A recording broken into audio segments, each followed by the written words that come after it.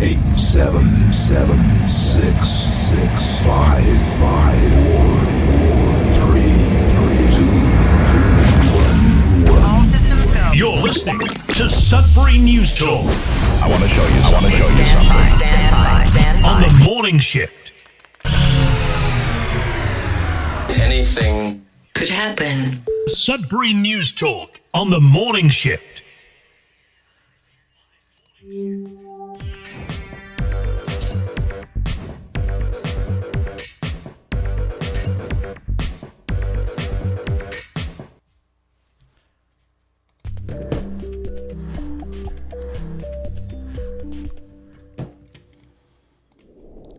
Hey, good morning, everyone. Welcome to Sudbury News Talk on the morning shift. I'm AJ Walsh. Glad to be here with you. Thankful that you're here with us on this November the 11th, 2025. It is Tuesday.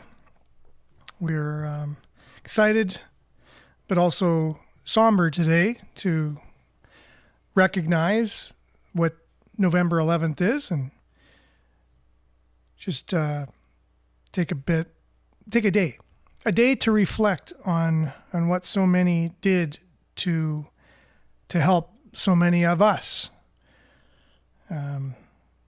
Many gave their lives by giving up their lives physically, gave their lives, and others gave their lives by even surviving and the things they seen while they were sacrificing. Maybe they didn't give up their lives per se, but they did give up their lives because their lives weren't the same after that, which I experienced through both my grandfathers fought in the war, but my one grandfather I knew. I didn't know my other one, but seeing what he went through and how it affected his life in a negative way, and carried what he experienced with him his entire life and then spilled over into his family's life. Incredible person himself, but the demons that he acquired from serving in World War II stayed with him the entirety of his life and then did affect others as well, his children, and then later his grandchildren, right? But hopefully we're able to put things in perspective and see what traumas people experience and why they make certain choices, the choices that they do based on the experiences and the traumas they have in their lives. And I appreciate everything my grandfather did, not only just for me, my grandfathers did just for me, but for their fellow Canadians, their just fellow brothers and sisters in general, and for their families. A huge sacrifice that I couldn't imagine going through. I remember him explaining just one story, and it was pretty horrific, and it involved him going through a village, going house to house, not knowing whether or not there would be enemies in those houses with guns. And so, just walking into a family's home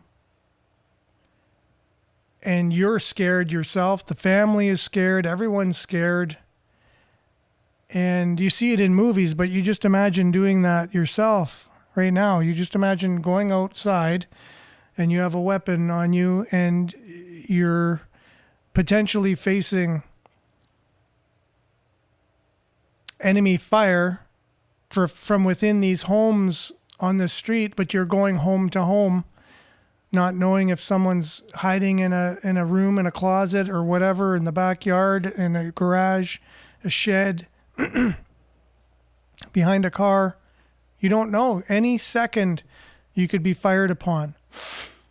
Imagine what that does to your adrenaline and to your mind. And then you're facing these families who are totally scared. Little children, moms, sometimes dads, elderly people, infirm. You're just coming into someone's home. And, what do? Do you say, "Oh, a pleasure to meet you. Thank you. We maybe have a seat in the living room while we go through your house and search it." It's horrific what kinds of things could have transpired in that environment, and the things that these people had done to them and saw with their own eyes, right? All because they were enlisted to help preserve freedom and democracy in our country against a force that wanted to threaten that, is what they believed. And if you just oversimplify it, that's the oversimplified way of looking at it. However, it was much deeper than that. And people like my grandfather started seeing, like, wait a minute, there's more to war than just what I was told there was. And why am I here? What am I doing? What am I really fighting for? We're going through these young people's minds, My grandfather lied about his age. He was 17. That's very young. And but that's how much both my grandfathers, they had pretty similar experiences, which is it is unbelievable. If I didn't hear it myself, how similar the two stories were, I wouldn't believe it myself. But yeah, this is the day we set aside to remember those that had to go through that in their lives. And I'm not saying that we may not experience something similar to that in the future. It looks like the world is very unstable, and there are places in the world where they are experiencing these types of things right now as we speak, and have for some time. And there's been more wars than just World War I, World War II. This is wars ever since human beings began. And it is horrific. But we do honor those who stand up for that which is right and correct, whatever that might be. And one day, truth and true freedom will survive, because it can, because truth is the only thing that will survive forever. I guess that's my little bit of a rant today. We're live on CKLU 96.7 FM. We're also streaming live at cklu.ca. We're streaming at facebook.com/cybernews, youtube.com/cybernews. Make sure to like, share, subscribe, follow the channel, the page, and immediately following the show, it will be found on demand on those two platforms, along with x.com/cybernews and Sudbury.news, which is our news aggregator, aggregating all the news, putting all the latest local news on one page so it's conveniently found and you don't have to go searching around for it. And it's our service to the local news organizations and a service to our fellow Sudburyans for them to easily find the news in light of the federal government's policies, which doesn't allow news to be on the world's largest social media platform, Facebook or Instagram. And then you look at things like this, right, which reminds you of the way things were going just before at least World War II in certain areas of the world, where you start getting your rights taken back, taken away. You start hearing certain points of view. You start seeing media propagate certain ideas and just saying things over and over until people believe it. You're starting to experience things that they did experience pre-World War II. And so if history does repeat itself, we may find ourselves in a similar boat in a very short period of time. So yeah, I'm sticking with the theme today, November 11th, Remembrance Day. So make sure to comment. We'll do our best to get your comments up on the screen for those watching, read for those listening. We're going to dive right in. We have some local news stories, Remembrance Day focused, a couple other things, and then keeping with the theme, the financing of war is always a thing, something that, like, how is war paid for? Do people make money off war? You know, who really gains from war? Sure, we remember those that sacrificed their lives, and we celebrate the good things that people have done, even though many horrific things come out of war. War is horrific. But what about the money aspect of it? Are there people that get gain on other people's sufferings? So we'll look into that. We'll look into maybe what's happening today. Redacted has a segment on financing a modern war and what happens. Just a little bit into that. It's not everything that there is to know about financing of war and corruption and people gaining off the backs of death and destruction. But that does happen, and we'll see a modern example of that later as we end the show. So stick with us. We'll dive in with a little bit of weather, and we'll be back with news headlines, your comments, and more right after this.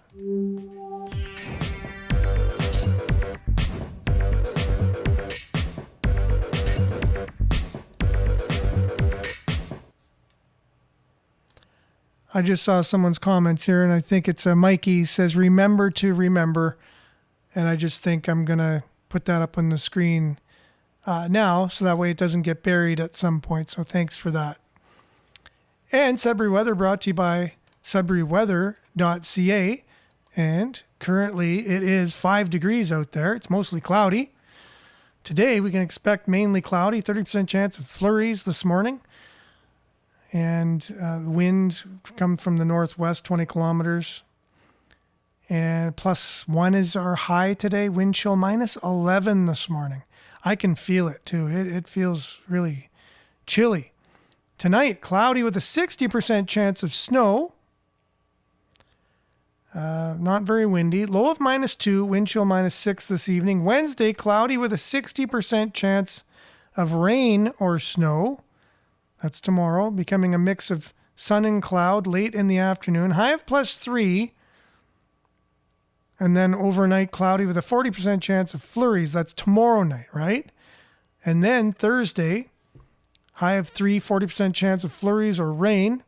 Friday, 1 degree and sunny. Thank goodness.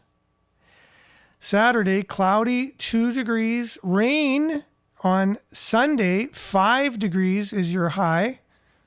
Monday, 2 degrees, 30% chance of flurries. So you got your mixed bag at right around this time of year where you just never know what's going to happen. Welcome to Sudbury.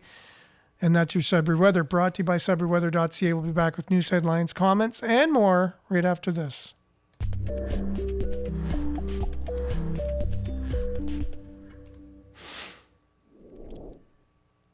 Yeah, so welcome everyone. Thanks for being on. We have quite a few people joining us here this morning on this Remembrance Day Sudbury News Talk.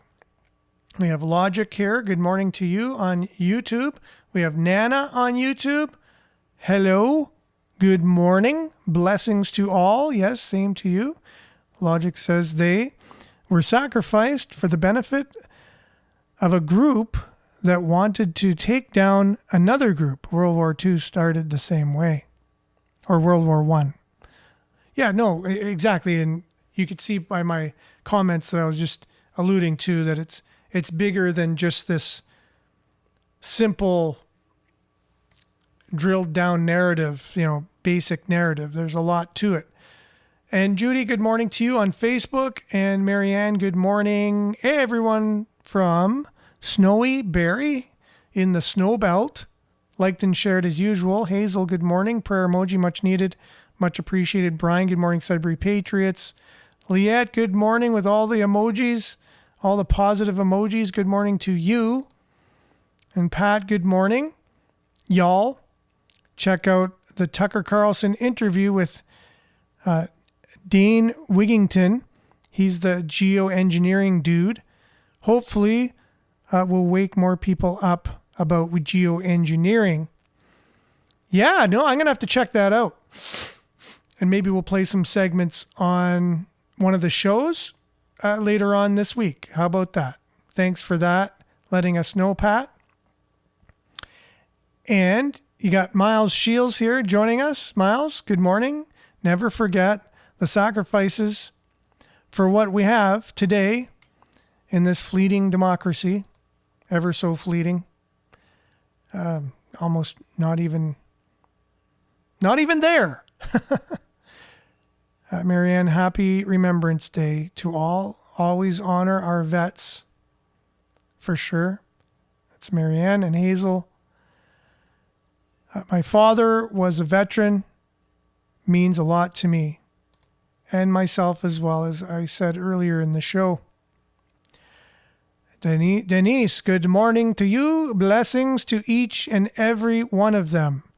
We ask you to return to them the favor of your blessing, a gift we on our own could never offer. We ask that you would give our veterans a peace beyond the peace, and they fought to secure a peace in their own hearts, wrapped in the joy of a life touched by you, by your strong hand. Okay, perfect. Thank you. And my eyes are not reliable this morning, so I'm hoping to not have to read too much. So it is what it is. Belinda, speaking of reading, speaking of comments, always a positive comment every day. Good morning. If freedom is to survive and prosper, it will require the sacrifice, the effort, and the thoughtful attention of every citizen. Triple heart emoji, much needed as well. Thank you very much for that. And that's so true. Marianne's grandfather was a war vet as well. Larry, good morning to you, fellow Canadian, and thank you to all veterans for our freedoms. Yes, for sure. 110%. November the 10th, military families are lining up at our food drop-offs, pantry pickups, and emergency grocery boxes, according to the Military Family Advisory Network. The organization reported more than 50,000 requests for help in just 3 days. That's Denise. Thanks for that. And that just shows the sad state that our veterans are in, and very sad too, as we cover MAID, medical assistance in dying, quite a bit on the show. And as everybody knows, I'm not a fan of that. And MAID has been offered to our veterans more times than we would like to admit. And that is just not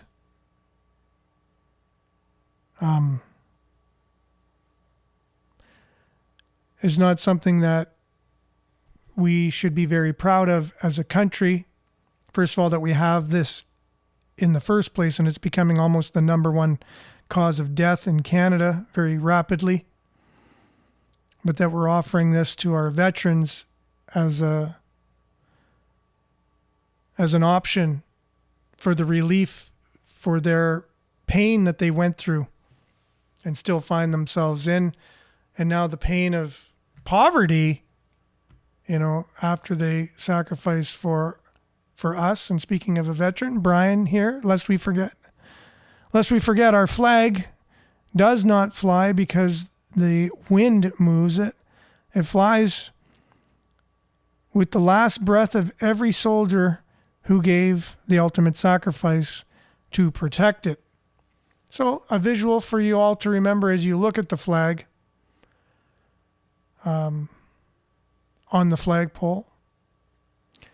So Belinda says the war in Iraq was also fought house to house. Yes, that was the type that it reminded me of when my grandfather was explaining it to me. As they say it's the most brutal type of war. Like, it's easy to fly over someone and bomb them, or just ambush another group of people. Well, it's not easy, but it's different to be able to go into a city with civilians and fight a battle there. Anyways, yes, so I digress a little bit. And good morning, Rose. Good morning, Sudbury. I'm just going to kind of continue on here and get those that are checking in with us here and giving some morning shout-outs, as we do need to move on. And it's my fault for not being as early as I should be. Grand rising to Monique.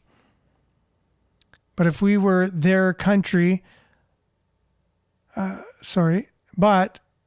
we were in their country going to kill them. Not right. The killing of innocent people across the world is not normal. Exactly, and that was the thing that my grandfather kept with him. I don't know what horrific things he did or saw or had done to him. I only know of his injuries, which were horrific enough alone as just standalone things. But I don't know what other things he saw. And so, yes. So as I move on here, I'm getting everybody's comments up on the screen. We have a few local stories to cover here. We're going to go right to Sudbury.com, right from our news aggregator. And good morning, Trevor.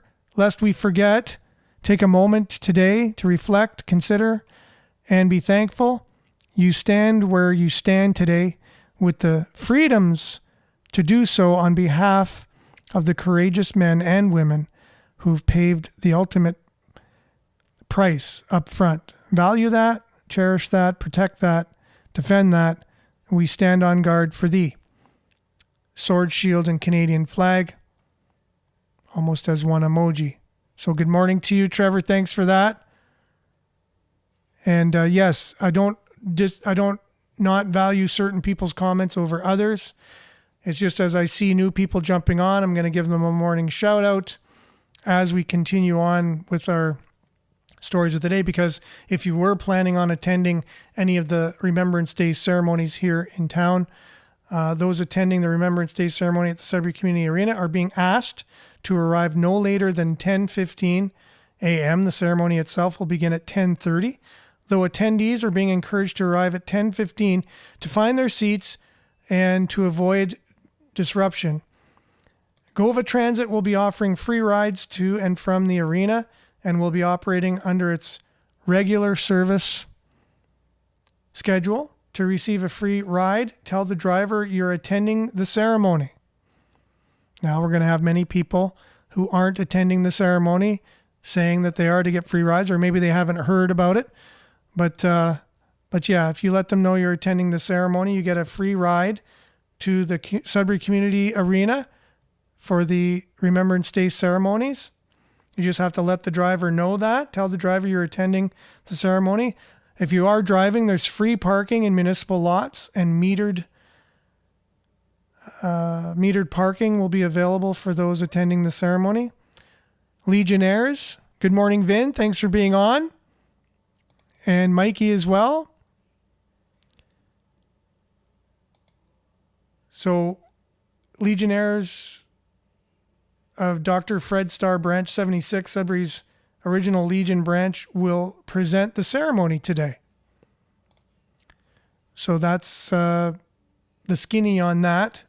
That's all the information we have for now about the ceremony at the Sudbury Arena.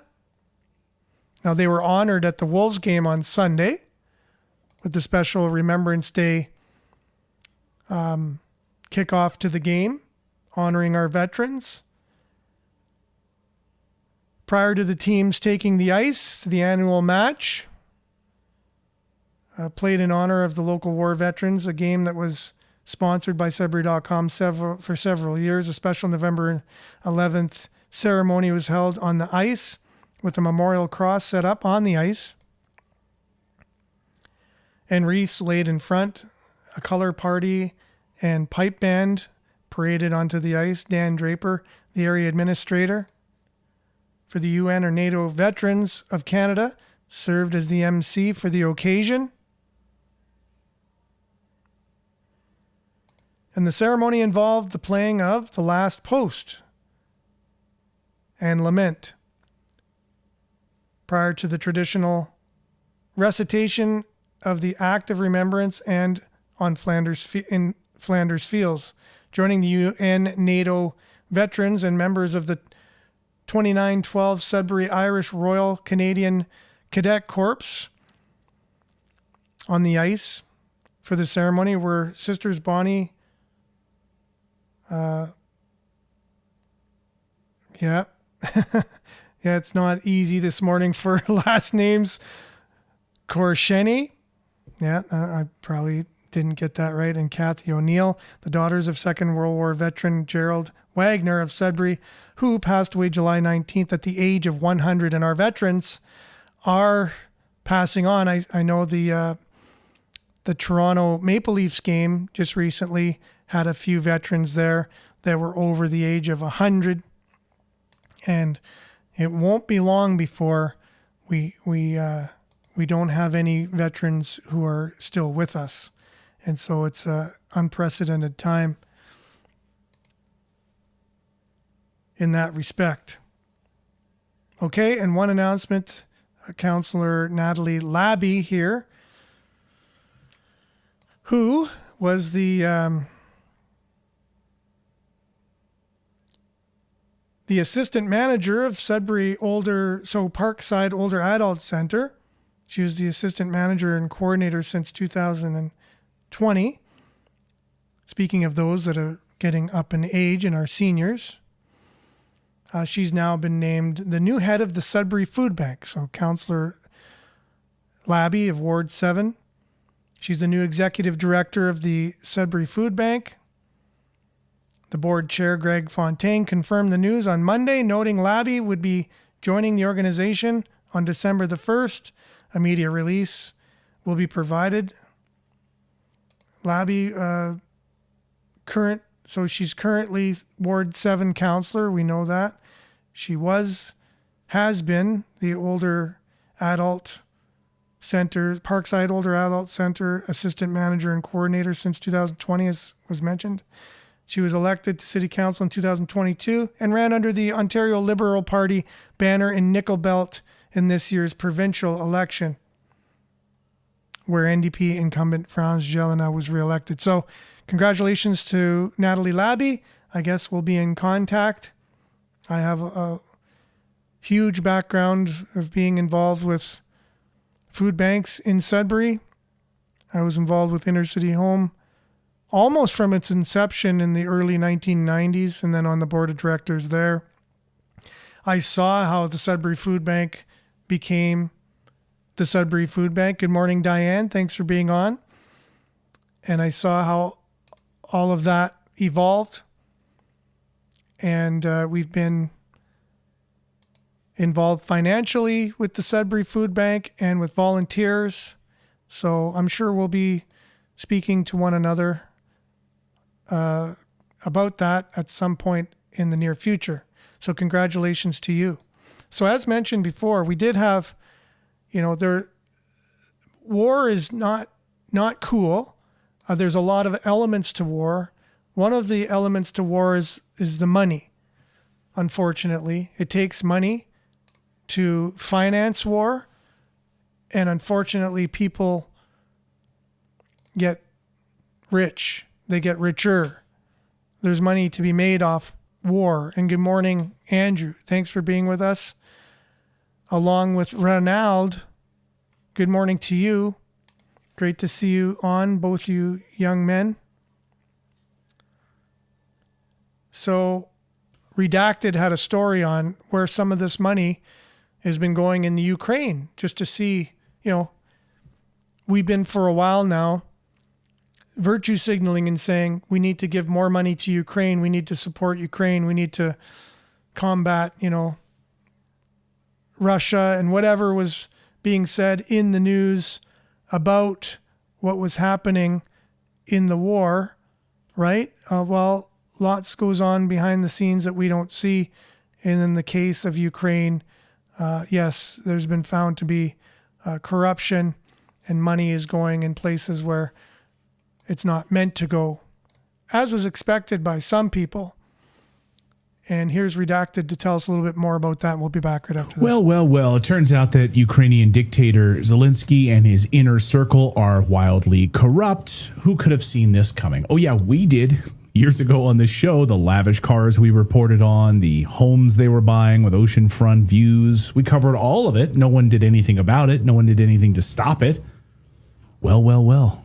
Turns out someone is finally trying to stop it, at least. Word this morning that Zelensky's business partner and his justice minister and many other allies close to Zelensky have been implicated in a massive money laundering scheme using U.S. tax dollars meant to defend their energy infrastructure. Shocking. They found bags of dollars and euros. Estimated they stole more than 100 million U.S. dollars. Look at these, all nicely wrapped and shrink wrapped U.S. dollars, all sent to Ukraine. You can see where it's even coming from. Atlanta, Kansas City, Federal Reserve, like just shipping it out to them. Okay. So I just want to read from the report this afternoon and quote it specifically. Ukraine's top anti-corruption authorities on Monday searched properties linked to senior government officials and a former business partner of Vladimir Zelensky as part of a sweeping investigation into alleged graft in the country's energy sector. News of the probe came amid escalating Russian aerial assaults on Ukraine's energy infrastructure that have led to rolling blackouts and growing anger at Ukrainian authorities for failing to protect power facilities. If only they had money in which to protect these power facilities. Oh, wait, they did, but they stole it all. The alleged scheme involved kickbacks from contractors hired to build fortifications to defend energy infrastructure against Russian missiles and drones. So they were hired to protect the citizens from these rolling blackouts and the problems with the energy infrastructure, but they stole the money instead. It will add to concerns among Ukraine's chief partners that the country needs to tackle graft as it seeks billions more dollars in Western support for its war effort and economy. Yeah, you think? Oh, so you want us to send you more billions. Yet you're stealing our money, putting it in your pockets. Hundreds of millions of dollars just in your multiple homes, shrink wrapped, I guess, in your closet, so that you can take these lavish trips and buy things overseas, buy houses in Spain, Mallorca, wherever else. It's unbelievable.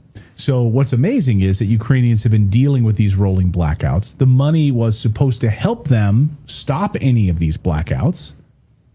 In other words, these corrupt officials stole money that was meant to keep the lights on for its citizens. And how they don't care, because these are the same scumbags, by the way, that will round up young men, throw them into paddy wagons, and have drive them off to the front lines of a war that they're not prepared to fight nor do they want to. And then they'll be killed, thrown into the meat grinder, because they don't care. They don't care about Ukrainians at all. They care about lining their own pockets. Oh, and by the way, you want to join the EU? No, we've nipped our corruption in the bud. Sure you have. So the most corrupt government in all of Europe wants to join the European Union. But honestly, this is our fault in the United States for funding these corrupt bastards in the first place. We've known that Ukraine is the most corrupt country in Europe.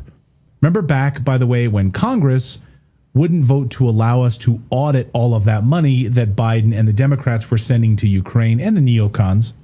So Congress was trying to step in on this and trying to push forth an audit. I remember it. And they voted against it. Here it is. House GOP breaks with Democrats over audit of U.S. funds for Ukraine.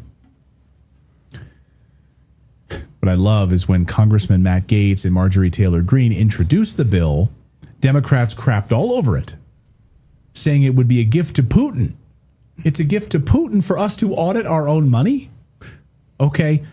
Here at the time, House Democrats said the measure would undermine strong bipartisan support for robust assistance to Ukraine to fend off Russia's more than year-long war of aggression against that country. Representative Kathy Manning of North Carolina, this person should be voted out of office. Is this person still in office? Oh my God, get her out of there. Fire her ass. She said she called the measure divisive and ill-advised and said it was a partisan political ploy at the height of legislative irresponsibility that jeopardizes U.S. national security in partnership with European allies in Ukraine. The height of legislative irresponsibility? These people in Congress are corrupt as hell. I'd be curious if Representative Manning got any kickbacks for this, that type of position. So he kind of sums it up there. Like, politicians can somehow be brought into this and using our money, and somehow they get gain as well. So politicians getting gain, big companies getting gain. Who's winning from war? Like, who wins? And it's usually those that profit off of it. So shame on anybody who participates in anything to do with that. You will be found accountable, whether in this life or the life to come. So just to let you know that, if you haven't heard that before, just know that you will be held accountable, and you'll have to pay all that money back at some point. Sure, there may not be money after this life, but you'll have to pay back. You'll just have to pay back the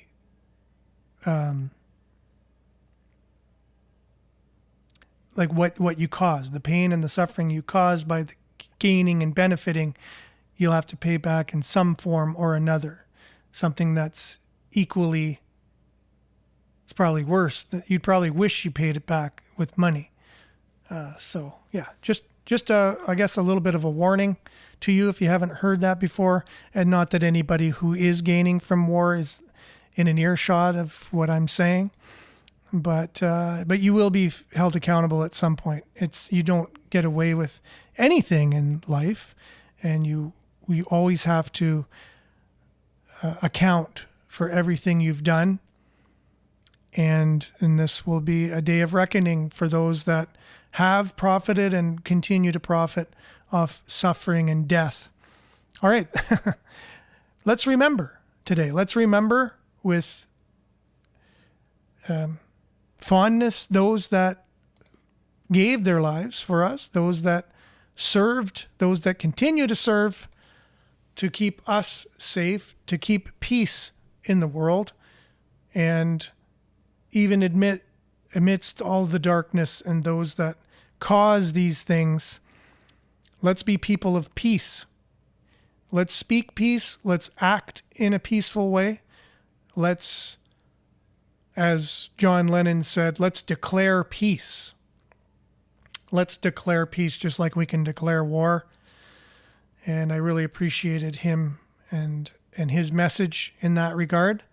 And so today, let's celebrate peace, but also remember the sacrifice that gave us even the peace that we do enjoy today, even though we see that being under fire and we see it possibly not continuing in the future. We see signs of cracks in the dike, so to speak, in the dam. Let's continue to at least celebrate the peace, the freedoms that we do enjoy and have enjoyed. And let's remember what they are. And let's stand for peace today. So remember to like, share, take care. We'll be back same time, same place, on the same platforms, God willing.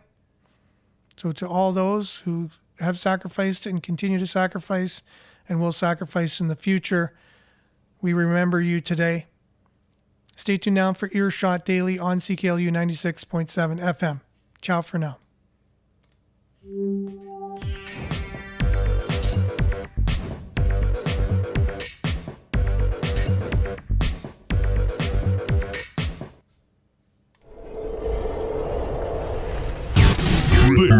This is Sudbury News Talk on the morning shift.